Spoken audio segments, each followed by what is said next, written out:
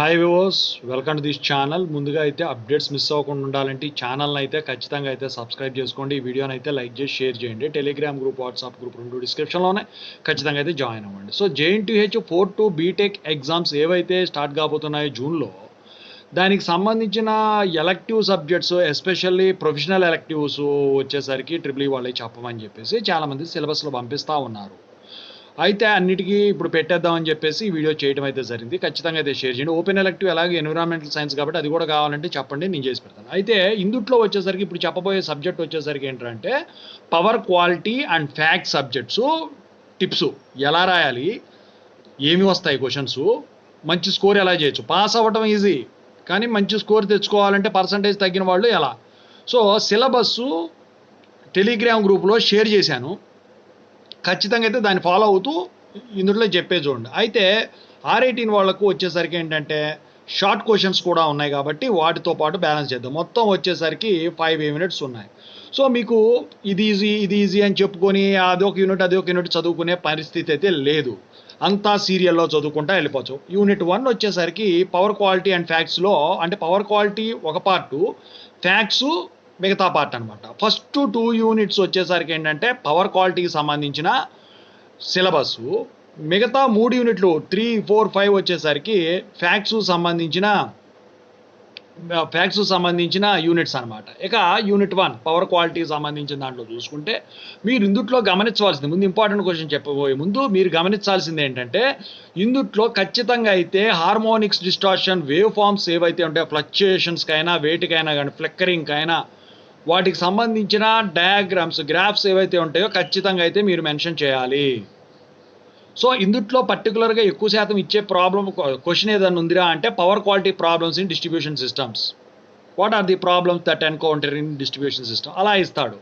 అయితే ఇందుట్లో short questions వచ్చేసరికి దేని మీద ఇస్తారు, describe distortion, describe harmonics, describe notching, what is DC offset ఇలా ఇస్తాడు. అయితే వాటి గురించి ఎక్స్ప్లెయిన్ చేస్తే సరిపోతుంది, 2-3 మార్క్స్. మరి పెద్ద క్వశ్చన్ ఇస్తే ఎలా ఇస్తాడు, పెద్ద క్వశ్చన్ వచ్చేసరికి ఏంటంటే ఇందాక చెప్పాను కదా పవర్ క్వాలిటీ ప్రాబ్లమ్స్ అని, అదొకటి. Transient and study state variations in voltage and frequency అదొకటి ఇస్తాడు. లేకపోతే explain sags, swells, interruptions with wave forms అని అడుగుతాడు. అది ఫస్ట్ యూనిట్. నీట్గా రాసుకోవాలి బొమ్మలు గీసుకొని, ఓకేనా. మొత్తం తీరి సోది ఉంటుంది, ఏముండదు.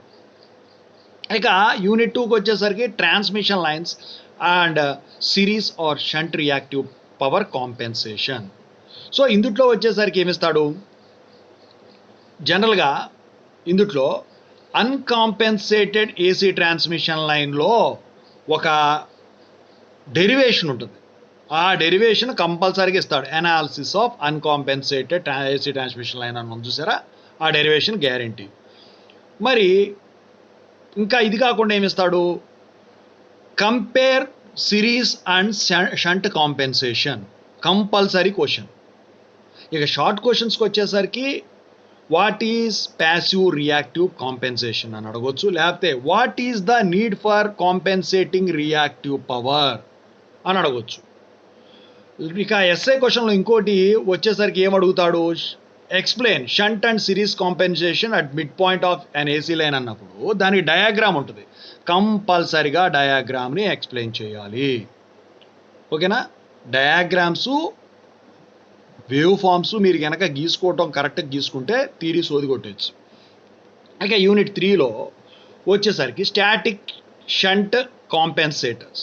సో ఇందుట్లో వచ్చేసరికి ఏమడుగుతాడంటే నాకు తెలిసి give the diametric representation of TCR, TSC, FC, TCR configurations. లేకపోతే state and explain with the diagram STATCOM what is the basic operating principle అని అడుగుతాడు. మరి షార్ట్ క్వశ్చన్స్లో వచ్చేసరికి draw the diagram of TCR, what is its operating principle. Draw the diagram of TSC, what is its operating principle ఇలా అడుగుతాడు. What is the need for static VAR compensator అని కూడా అడుగుతాడనమాట. So జనరల్గా ఎస్ఏ క్వశ్చన్లో ఇవ్వదలిస్తే ఇంకా డీప్గా explain the methods of controllable VAR generation. With that unit 3 is finished. ఇక యూనిట్ 4కి వచ్చేసరికి స్టాటిక్ సిరీస్ కాంపెన్సేటర్. సో ఇందుట్లో వచ్చేసరికి అడిగితే TSSC operating principle with diagrams అడుగుతాడు, లేకపోతే draw the power angle characteristics of triple SC అని అడుగుతాడు, లేకపోతే how do you compensate reactive power by using external control అలా అడుగుతాడు. సో వీటికి సింబల్ గుర్తుంచుకోండి, టీసీఎస్సి తీసుకున్నా, టీఎస్ఎస్సి తీసుకున్నా, ట్రిపుల్ ఎస్సి తీసుకున్నా మీరు సింబల్ గీయటం మర్చిపోవద్దు, ఖచ్చితంగా సింబల్ గీయాలి. సో ఇంకా అడిగితే explain the objectives of series and shunt compensators అని కలిపి కూడా ఇవ్వచ్చు.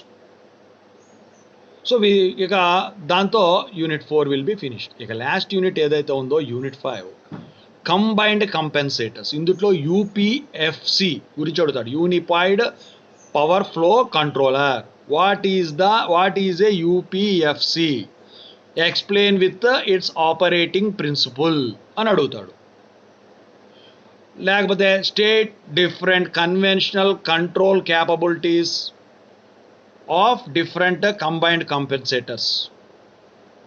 లేకపోతే how do you control real and reactive power independently without any combined compensator or using shunt or series compensator అని అడుగుతారు క్వశ్చన్స్.